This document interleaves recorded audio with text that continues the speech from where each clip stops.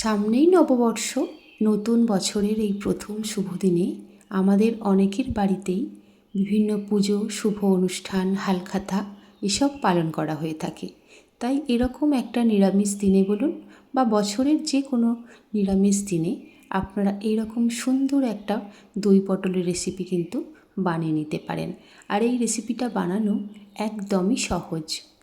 আর এটা আপনারা ভাত, রুটি, লুচি, ফ্রায়েড রাইস, পোলাও, নান, পরোটা যে কোনো কিছুর সঙ্গে কিন্তু সার্ভ করতে পারবেন। যাই হোক, আমি সাধনা আর আপনারা রয়েছেন সাধনার সাথে সাধনার হেসেলে। আজকে আমার রেসিপি একদমই নিরামিষ দই পটল।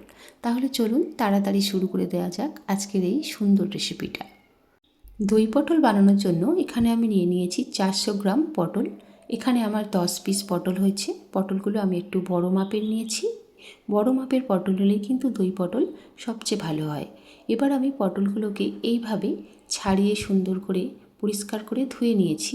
আর দুটো মুখ এইভাবে কেটে দিয়েছি একটু একটু করে, যাতে করে পটলটা খুব ভালোভাবে নরম হয় এবং এর মধ্যে সমস্ত রকম মশলা খুব ভালোভাবে ঢোকে।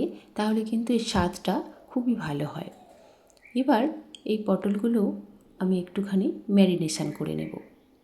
এখানে দিয়ে দিচ্ছি 1 চামচ লবণ, 1 চামচ হলুদ গুঁড়ো দিয়ে সমস্ত পটলগুলোকে আমি ভালো করে হাতের সাহায্যে মাখিয়ে নেব। দেখুন, এইভাবে আমি সমস্ত পটলগুলো নুন হলুদ মাখিয়ে নিয়েছি। এবার আমি ওভেনে কড়াই বসিয়ে দিয়ে কড়াই গরম হয়ে এলে দিয়ে দিয়েছি কিছু কাজু এবং 2 চামচ মতো পোস্ত। এটাকে আমি একটু ড্রাই রোস্ট করে নেব। এই রকম অল্প ড্রাই রোস্ট করে এটাকে আমি রেখে দিয়েছি। এবার কড়াইতে দিয়ে দিয়েছি 2 চামচ মতো সরিষার তেল। সরিষার তেলটা অল্প গরম হয়ে এলে দিয়ে দিচ্ছি পটলগুলোকে দিয়ে খুব ভালো করে কিন্তু ভেজে নিতে হবে।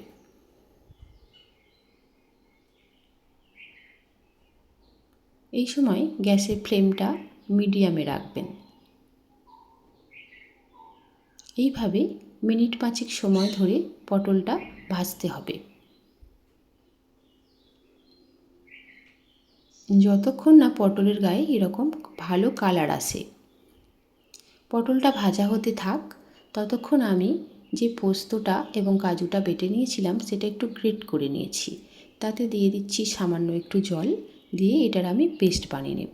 এইভাবে কাজু আর পোস্ত যদি একটু ড্রাই রোস্ট করে নেওয়া যায়, পেস্টটা খুব ভালো হয়। এবার আমি একটা পেস্ট বানাবো আদা এবং কাঁচা লঙ্কার।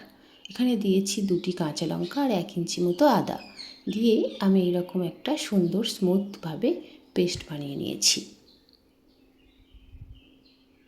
আর এখানে আমি একটা বাটিতে একটা মশলা তৈরি করব। দিয়ে দিচ্ছি 1 চামচ জিরে গুঁড়ো, 1 চামচ ধনিয়া পাউডার, 1 চামচ হলুদ আর অল্প একটু জল দিয়ে আমি একটা মশলা বানিয়ে নেব।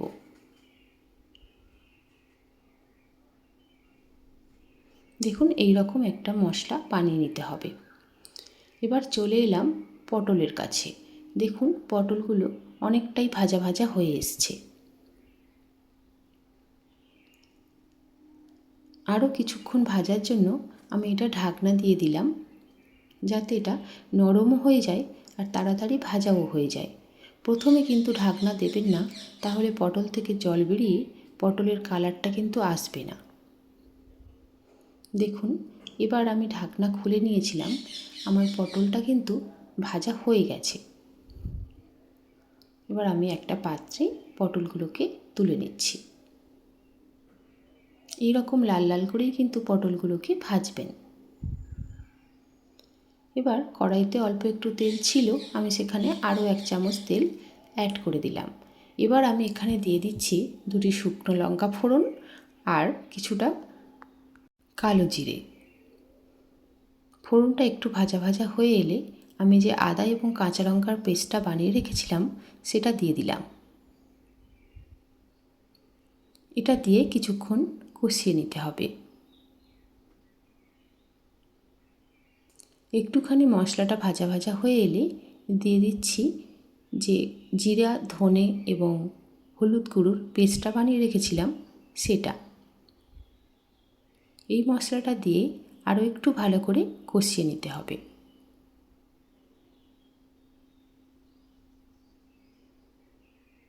এইভাবে 1 থেকে 1.5 মিনিট একটু কষিয়ে নেওয়ার পর এখানে অ্যাড করে দিচ্ছি কাজু এবং পোস্ত বাটা।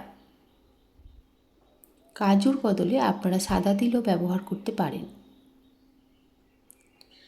এই মশলাকে কষিয়ে নেওয়ার পর এখানে অ্যাড করে দিচ্ছি 1 বাটি পরিমাণ টক দই।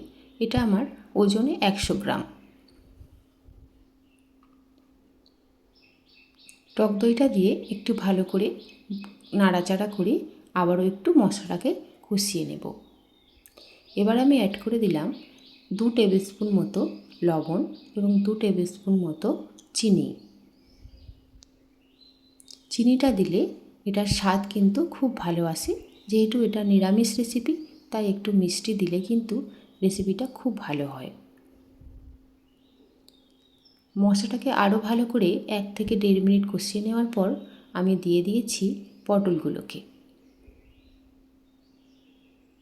পটলগুলোকে দিয়ে ভালো করে মশলার সাথে মিশিয়ে নিচ্ছি। এভাবেই 1 থেকে 2 মিনিট কষিয়ে নিয়ে দিয়ে দিয়েছি বেশ খানিকটা জল। জলটা আপনারা খুব বেশি দেবেন না, পরিমাণ বুঝে কিন্তু জলটা দেবেন। জলটা দিয়ে গ্যাসের ফ্লেমটাকে হাইতে দিয়ে দিয়েছিলাম এবং এইভাবে ফুটে ওঠার পর একটা ঢাকনা বন্ধ করে আমি এটা রান্না করে নিয়েছি মিনিট 10 সময় ধরে। মিনিট 10 পর চলে এসেছি। দেখুন আমার জলটা কিন্তু একেবারেই গায়ে গায়ে হয়ে এসছে এবং পটলগুলোও খুব সুন্দরভাবে নরম হয়েছে। এই পর্যায়ে আমি দিয়ে দিচ্ছি 1 চামচ মতো গরম মশলার গুঁড়ো এবং 1 চামচ ঘি।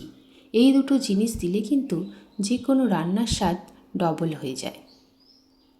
তো আমার দই পটল কিন্তু একেবারেই রেডি হয়ে গেছে। দেখুন কতটা সুন্দরভাবে আমার রেসিপিটা তৈরি হয়েছে। তাহলে দেখলেন তো কত সহজেই এরকম একটা নিরামিষ অথচ সুস্বাদু পদ বানিয়ে নেওয়া যায়, যেটা আপনারা কিন্তু খুব সহজেই বাড়িতে ট্রাই করে নিতে পারবেন।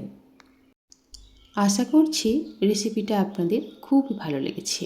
অনেক ধন্যবাদ এতক্ষণ আমার সঙ্গে থেকে আমার রেসিপিটা দেখার জন্য। আপনাদের কাছে অনুরোধ রইল একবার অন্তত এইভাবে বাড়িতে দই পটল বানিয়ে দেখার জন্য। আর কেমন হয়েছে সেটা আমাকে কিন্তু অবশ্যই কমেন্ট করে জানাতে ভুলবেন না। আর এই রেসিপিটা যদি ভালো লেগে থাকে তাহলে লাইক করে দেবেন আর বন্ধুদের সঙ্গে শেয়ার করে দেবেন। আজ এই পর্যন্তই, দেখা হচ্ছে আরও কোনো একটা নতুন রেসিপি নিয়ে। ততদিন আপনারা সবাই খুব ভালো থাকবেন এবং সুস্থ থাকবেন।